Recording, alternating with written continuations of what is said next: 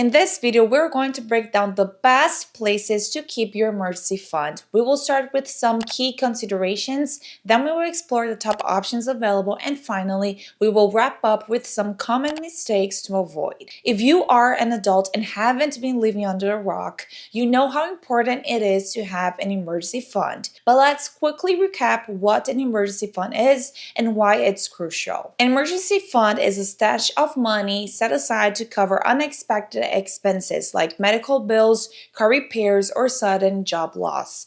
The typical recommendation is to save 3 to 6 months worth of living expenses so that you can handle such financial surprises without falling into debt or disrupting your financial goals. Now let's dive into the key considerations when deciding where to keep your emergency fund. In finance, there are 3 fundamental elements to consider: safety, liquidity, and return. Safety refers to the likelihood of losing the money you have saved. For an emergency fund, it's important to keep your money in a low-risk account. So you want to look for accounts that are insured by the FDIC or the NCUA for credit unions. These insurances protect your money up to $250,000 per depositor per institution, providing a secure place to store your funds. Now, liquidity is the ease with which you can convert your assets into cash without significant loss. Your emergency fund needs to be easily accessible, allowing you to withdraw funds quickly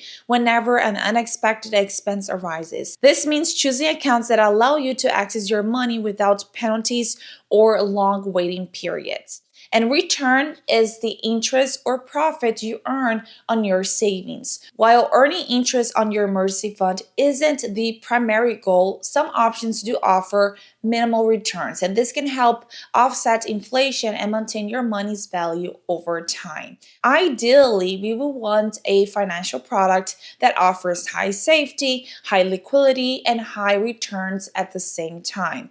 But unfortunately, that perfect scenario doesn't exist. So for an emergency fund, your priority should be keeping the money in a safe and high liquid account. And with these considerations in mind, let's explore the top options available for storing your emergency fund. The first and best place to keep your emergency fund is in a high-yield savings account. High-yield savings accounts are similar to traditional accounts but offer significantly higher interest rates, which means your money grows faster over time. Why do they offer higher rates? Because they can. These accounts are typically available through online banks, which have lower operational costs compared to traditional brick and mortar banks. They don't have to maintain physical branch locations and incur costs related to rent, utilities, and staff salaries. And with lower overhead costs, online banks can afford to offer higher interest rates on their savings account to attract more customers. However, there are some restrictions on high-yield savings accounts that you should be aware of. Usually, there is no debit card access, which means that you can't make direct purchases or easily access your funds at ATMs. You typically need to transfer the money to a checking account before using it. And there's also a limit on the number of withdrawals and transfers that you can make per month, typically restricted to 6. Since these accounts are offered by online banks, you might face challenges if you prefer in-person banking. Therefore, when choosing one, make sure that they offer top-notch customer service and also look for accounts that don't require a minimum deposit to open, don't have a minimum balance requirement, and don't have fees such as maintenance fees. Now, if you are looking for debit card access and the ability to write checks, a money market account is the second best option to park your money for a rainy day. Money market accounts are a type of account that usually offers higher interest rates than traditional savings account. They combine features of both savings and checking accounts, making it easier to access your money without having to wait for it to be transferred to a checking account first. This convenience is one of their main advantages. However, there is typically a limit on the number of withdrawals that you can make per month, and this limit will vary by institution, and exceeding it can result in fees or the account being converted to a regular checking account. Personally, I think that if you don't have an emergency fund yet, or if you're not used to the idea of not touching the money unless it's for an emergency, the ease of accessing the money with a debit card or a checkbook could make self-control a bit trickier. In this case, it might be better to have a barrier, like something to limit your access to the money, where you would have to transfer the money to a checking account before using it, for example, which is the case of a high yield savings account. Because believe it or not, having to take a couple of steps to access the money can help you exercise more control and reduce impulsive spending. So these are a couple of things that you have to think about also when you're choosing where you're going to park this money. When choosing a money market account, make sure to look for the ones with no fees, no minimum deposit, and no balance requirement. And be sure to check the terms and conditions of the account to understand their rules. Oh, and don't confuse a money market account with money market fund. A money market account, it's offered by banks or credit unions, and it's insured by the FDIC or NCUA, providing a secure place for your money.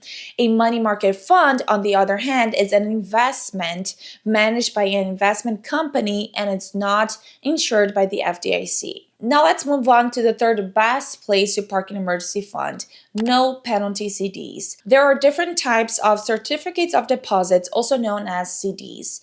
In a traditional CD, you deposit your money with a bank or other financial institution, agreeing to leave it there for a set period, which can range from 3 to 60 months. And in return, the bank pays you a higher interest rate than a regular savings account. So here's how it works. When you put your money in a traditional CD, you are essentially lending the money to the bank for a specific term.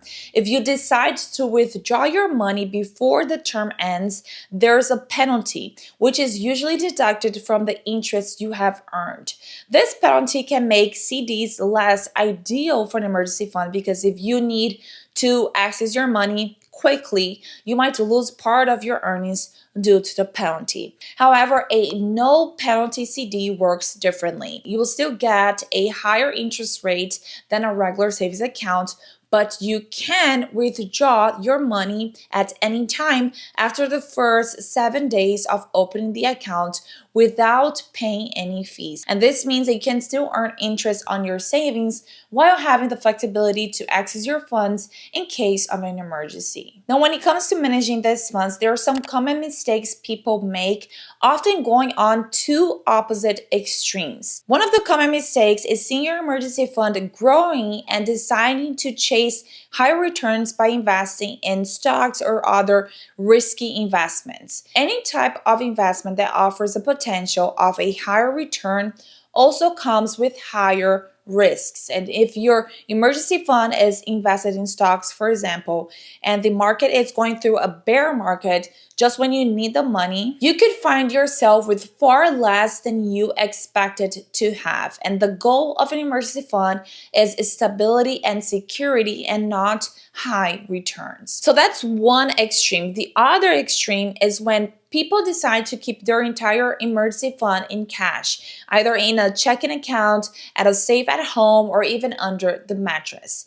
Yes, you do need to have some cash readily available for immediate emergencies, but keeping a large sum of money at home can be risky. It can be stolen, it can be damaged, and even if you put it in a checking account, it's earning zero interest, 0.0001%, which is nothing. So to preserve and grow the value of your fund, it's better to keep a small amount of money in cash in hand for immediate needs and have the rest deposited into a high-yield savings account, a money market account, or in a no penalty CD. So these are the three best accounts for you to keep money for a rainy day. Thanks for watching. If you found this video helpful, don't forget to like and subscribe. See you the next time. Bye.